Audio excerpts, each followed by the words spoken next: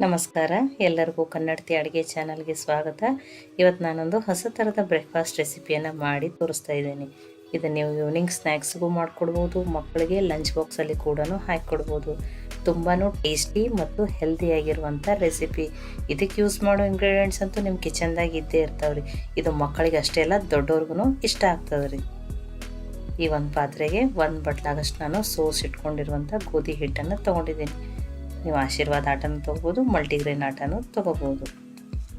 ಇದಕ್ಕೆ ನಾನೊಂದು ಅರ್ಧ ಸ್ಪೂನ್ ಆಗಷ್ಟು ಅಜ್ವಾಯಿನನ್ನು ಹಾಕ್ತಾಯಿದ್ದೀನಿ. ಇದರಿಂದ ಟೇಸ್ಟು ತುಂಬಾ ಚೆನ್ನಾಗಿ ಕೊಡ್ತದೆ. ರುಚಿಗೆ ತಕ್ಕಷ್ಟು ಉಪ್ಪು. ನಾನಿಲ್ಲಿ 1 ಸ್ಪೂನ್ ಆಗಷ್ಟು ಕಸೂರಿ ಮೆಂತಿಯನ್ನು ಕೈಯಲ್ಲಿ ಕ್ರಷ್ ಮಾಡಿ ಹಾಕ್ತಾಯಿದ್ದೀನಿ. ಇದು ಆಪ್ಷನಲ್, ನೀವು ಬೇಕಂದ್ರೆ ಹಾಕ್ಬೋದು, ಇಲ್ಲಾಂದರೆ ಬಿಡ್ಬೋದು. 1 ಸ್ಪೂನ್ ಆಗಷ್ಟು ಮೊಸರನ್ನು ಹಾಕ್ತಾಯಿದ್ದೀನಿ. ಮೊಸರು ಹಾಕೋದ್ರಿಂದ ತುಂಬಾ ಸಾಫ್ಟ್ ಆಗ್ತದೆ ರೀ. ಇದನ್ನೆಲ್ಲ ಚೆನ್ನಾಗಿ ಹಿಟ್ಟಲ್ಲಿ ಮಿಕ್ಸ್ ಮಾಡ್ಕೊಳ್ಳೋಣ. ಮಿಕ್ಸ್ ಮಾಡಿ ಸ್ವಲ್ಪ ನೀರನ್ನು ಹಾಕಿ ಹಿಟ್ಟನ್ನು ನಾನು ಕಲಸಿ ರೆಡಿ ಮಾಡ್ಕೋತೀನಿ. ತುಂಬ ಗಟ್ಟಿನೂ ಬೇಡ, ತುಂಬ ಮೆತ್ತಗೂ ಬೇಡ, ಆ ರೀತಿ ಹಿಟ್ಟನ್ನು ನಾನು ರೆಡಿ ಮಾಡ್ಕೋತೀನಿ. ನೋಡಿ, ಇಷ್ಟಿರಬೇಕು. ತುಂಬ ಗಟ್ಟಿನೂ ಇಲ್ಲ, ತುಂಬ ಸಾಫ್ಟೂ ಇಲ್ಲ. ಇಷ್ಟಾದ್ರೆ ಇದಕ್ಕೊಂದು ಸ್ವಲ್ಪ ಎಣ್ಣೆಯನ್ನು ಹಚ್ತೀನಿ. ಹಚ್ಚಿ ನಾನು ಮುಚ್ಚಿ ಒಂದು 10 ನಿಮಿಷ ಹಿಟ್ಟನ್ನು ನೆನೆಯಕ್ಕೆ ತೆಗೆದಿಡ್ತಾ ಇದ್ದೀನಿ ರೀ. ಈ ಒಂದು ಪ್ಯಾನ್ಗೆ 2 ಸ್ಪೂನ್ ಆಗಷ್ಟು ಎಣ್ಣೆಯನ್ನು ಹಾಕ್ತಾಯಿದ್ದೀನಿ. ಎಣ್ಣೆ ಕಾದ್ಮೇಲೆ 1 ಸ್ಪೂನ್ ಆಗಷ್ಟು ಜೀರಿಗೆ ಫ್ರೈ ಆಗಲಿ. ಈ ಜೀರಿಗೆ ಫ್ರೈ ಆಗ್ಯಾವ್ರಿ. ನಾನಿಲ್ಲಿ 1 ಈರುಳ್ಳಿಯನ್ನು ಸಣ್ಣದಾಗಿ ಕಟ್ ಮಾಡಿ ಹಾಕ್ತಾಯಿದ್ದೀನಿ. ಈರುಳ್ಳಿಯನ್ನು ಚೆನ್ನಾಗಿ ಬೇಯಿಸ್ಕೊಳ್ಳೋಣ್ರಿ. ಇದ್ರ ಹಸಿ ವಾಸನೆ ಹೋಗಿ ಸಾಫ್ಟ್ ಆಗಬೇಕ್ರಿ. ಕಲರ್ ಏನು ಚೇಂಜ್ ಆಗೋದು ಬೇಡ, ಎಷ್ಟು ಸಾಫ್ಟ್ ಆದರೆ ಸಾಕ್ರಿ. ನಾನಿಲ್ಲಿ ಒಂದು ಅರ್ಧ ಸ್ಪೂನ್ ಆಗಷ್ಟು ಜಿಂಜರ್ ಗಾರ್ಲಿಕ್ ಪೇಸ್ಟನ್ನು ಹಾಕ್ತಾಯಿದ್ದೀನಿ. ಇದನ್ನು ಬೇಯಿಸ್ಕೊಳ್ಳೋಣ್ರಿ. ಇದ್ರ ಹಸಿ ವಾಸನೆ ಹೋಗ್ಬೇಕು. ಇದು ಬೇಯ್ದ ಮೇಲೆ 1 ಕ್ಯಾಪ್ಸಿಕಮನ್ನು ಸ್ವಲ್ಪ ಉದುದಾಗಿ ತೆಳುವಾಗಿ ಕಟ್ ಮಾಡಿ ಹಾಕ್ತಾಯಿದ್ದೀನಿ.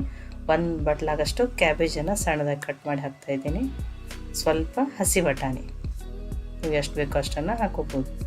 ನಾನು ಒಂದು 2-3 ಸ್ಪೂನ್ ಆಗಷ್ಟು ಹಾಕ್ಕೊಂಡಿದ್ದೀನಿ. 1 ಕ್ಯಾರೆಟನ್ನು ತುರಿದ್ಬಿಟ್ಟು ಹಾಕ್ಕೊಂಡಿದ್ದೀನಿ.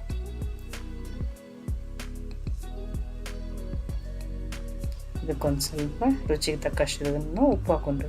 ಉಪ್ಪು ಹಾಕೋದ್ರಿಂದ, ಉಪ್ಪು ಹಾಕಿ ಮಿಕ್ಸ್ ಮಾಡೋದ್ರಿಂದ ವೆಜಿಟೇಬಲ್ಸು ಬೇಗನೆ ಸಾಫ್ಟ್ ಆಗ್ತಾವ್ರಿ. ಈಗ ಇದು ಚೆನ್ನಾಗಿ ಮಿಕ್ಸ್ ಆಗಿದ್ರೆ ಉಪ್ಪಿನ ಜೊತೆ ಇದನ್ನು ಲೋ ಫ್ಲೇಮಲ್ಲೇ ಮುಚ್ಚಿ ಒಂದು 5 ನಿಮಿಷ ಬೇಯಿಸ್ತೇನೆ ರೀ. ನೋಡಿ, 5 ನಿಮಿಷ ಆದಮೇಲೆ ವೆಜಿಟೇಬಲ್ಸು ಸಾಫ್ಟ್ ಆಗ್ಯಾವ್ರಿ. ಇವಾಗ ಮತ್ತೆ ಬೇರೆ ಯಾವ ವೆಜಿಟೇಬಲ್ಸ್ ಬೇಕಂದ್ರೆ ನೀವು ಆ್ಯಡ್ ಮಾಡ್ಬೋದು. ನಾನು ಇದಕ್ಕೊಂದು ಸ್ವಲ್ಪ ಮಸಾಲೆಗೆ ಅರ್ಧ ಸ್ಪೂನ್ ಆಗಷ್ಟು ಅರಿಶಿಣ, 1 ಸ್ಪೂನ್ ಆಗಷ್ಟು ರೆಡ್ ಚಿಲ್ಲಿ ಪೌಡ್ರ್, ಖಾರ ನೀವು ನೋಡಿಕೊಂಡು ಹಾಕೋರಿ. 1 ಸ್ಪೂನ್ ಆಗಷ್ಟು ಗರಂ ಮಸಾಲೆ ಹಾಕ್ತಾಯಿದ್ದೀನಿ. ನೀವು ಕಿಚನ್ ಕಿಂಗ್ ಮಸಾಲೆನೂ ಹಾಕ್ಬೋದು, ಪಾವ್ ಭಾಜಿ ಮಸಾಲೆನೂ ಹಾಕ್ಬೋದು. ಅರ್ಧ ಸ್ಪೂನ್ ಆಗಷ್ಟು ನಾನಿಲ್ಲಿ ಆಮ್ಚೂರ್ ಪೌಡ್ರನ್ನ ಹಾಕ್ತಾಯಿದ್ದೀನಿ. ನೀವು ಚಾಟ್ ಮಸಾಲೆನೂ ಹಾಕ್ಬೋದು, ಅಥವಾ 1 ಸ್ಪೂನ್ ಆಗಷ್ಟು ನಿಂಬೆ ರಸನಾದ್ರೂ ಹಾಕಿನೂ ನಡೀತೈತಿ. ಈ ಮಸಾಲೆಗಳನ್ನು ಲೋ ಫ್ಲೇಮಲ್ಲಿ ಇಟ್ಟನೆ ಬೇಯಿಸ್ಕೊಳ್ಳೋಣ. ಮಸಾಲೆ ಎಷ್ಟು ಚೆನ್ನಾಗಿ ಬೇಯ್ತಾವಲ್ರಿ, ಇದರ ಸ್ಟಫಿಂಗ್ ಟೇಸ್ಟ್ ತುಂಬಾ ಚೆನ್ನಾಗಿ ಕೊಡ್ತದೆ ರೀ. ಇಲ್ಲಿ ನಾನು ಬೈಂಡಿಂಗ್ ಸಲುವಾಗಿ 1 ಸ್ಪೂನ್ ಆಗಷ್ಟು ಕಡಲೆ ಹಿಟ್ಟನ್ನು ಹಾಕ್ತಾಯಿದ್ದೀನಿ.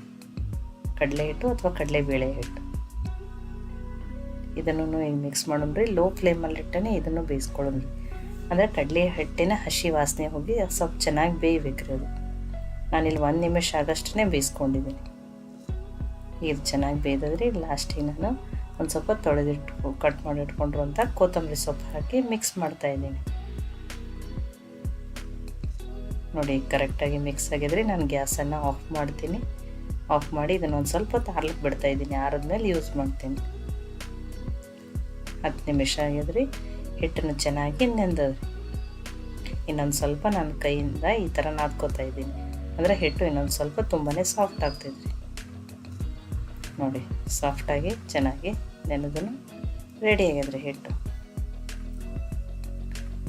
ಈಗ ನೋಡಿ, ನಾನು ಗ್ಯಾಸ್ ಕಟ್ಟಿ ಕ್ಲೀನ್ ಇರೋದ್ರಿಂದ ಇಲ್ಲೇ ನಿಮಗೆ ಒಂದು ಸ್ವಲ್ಪ ಈ ರೀತಿ ಉಳ್ಳಿಗಳನ್ನು ಮಾಡ್ಕೋತಾ ಇದ್ದೀನಿ. ನಿಮ್ಗೆ ಎಷ್ಟು ಬೇಕೋ ಆ ಸೈಜ್ದು ಸ್ವಲ್ಪ ಕೈಗೆ ಎಣ್ಣೆ ಹಚ್ಕೋತೀನಿ ರೀ. ನೀವು ಇದ್ರ ಮೇಲೇನೂ ನಡ್ಸ್ಕೋಬೋದು. ನೋಡಿ, ಇಷ್ಟಿಷ್ಟೇ ಸಣ್ಣ ತೊಗೋಬೇಕ್ರಿ ಹಿಟ್ಟು. ತುಂಬಾ ಏನು ತೊಗೊಳೋದು ಬೇಡ, ಇಷ್ಟಿಷ್ಟು ತೊಗೊಂಡ್ರೆ ಸಾಕು. ನಾನು ಎಲ್ಲವನ್ನು ಒಮ್ಮೆಲೆ ರೆಡಿ ಮಾಡಿ ಇಟ್ಕೋತಾ ಇದ್ದೀನಿ. ನೋಡಿ, ನಾನು ಚಪಾತಿ ಮಾಡೋ ಲಟ್ಸೋದ್ರ ಮೇಲೆ ಚಪಾತಿ ತಗೊಂಡು ತೊಗೊಂಡಿದ್ದೀನಿ, ಅದ್ರ ಮೇಲೆ ನಿಮಗೆ ಲಟ್ಟಿಸಿ ತೋರಿಸ್ತಾ ಇದ್ದೀನಿ. ನೀವು ಕಲ್ಲ ಮೇಲೆ ಡೈರೆಕ್ಟ್ ಲಟ್ಸ್ಕೊಬೋದು. ಸ್ವಲ್ಪನೇ ಎಣ್ಣೆ ಹಚ್ಚಿದ್ದೀನಿ, ಎಣ್ಣೆ ಹಚ್ಚಿ ತೆಳುವಾಗಿ ಲಟ್ಟಿಸ್ತೀನಿ ರೀ. ತುಂಬ ಎಲೆ ತಪ್ಪಿದ್ರೂ ತಿನ್ನೋಕೆ ಟೇಸ್ಟ್ ಚೆನ್ನಾಗತ್ತಲ್ಲ ರೀ.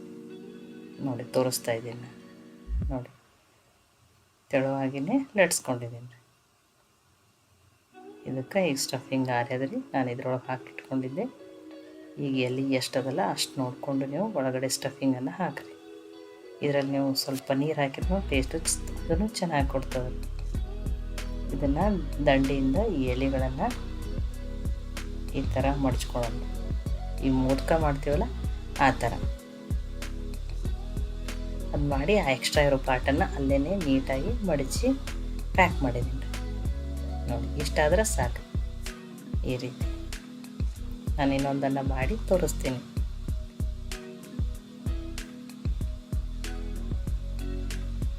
ನೋಡಿ ವೆಜಿಟೇಬಲ್ಸ್ ಈ ರೀತಿ ಇರೋದ್ರಿಂದ ಎಲ್ಲ ಯಾವ ವೆಜಿಟೇಬಲ್ಸ್ ಯಾರು ತಿನ್ನಲ್ಲೋ ಅವ್ರಿಗಂತೂ ಇದು ತುಂಬಾ ಹೆಲ್ದಿಯಾಗಿ ಮತ್ತು ಯೂಸ್ಫುಲ್ ಇರುವಂಥ ರೆಸಿಪಿ.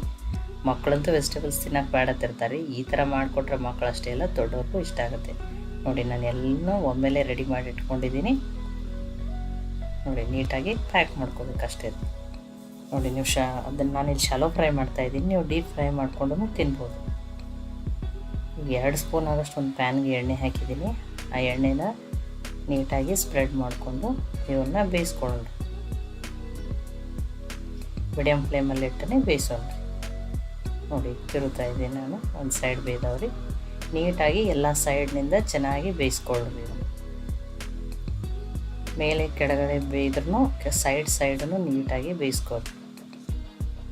ನೋಡಿ ಈ ಥರಕ್ಕೆ ಕೆಂಪಗಾಗೋರ್ಗು ಬೇಯಿಸ್ಕೊಂಡಿದ್ದೆ ಅಂದರೆ ಮೇಲೆ ಲೇಯರ್ ಈ ರೀತಿ ಆಗೋದ್ರಿಂದ ಕ್ರಿಸ್ಪಿನೂ ಆಗಿರ್ತೈತೆ.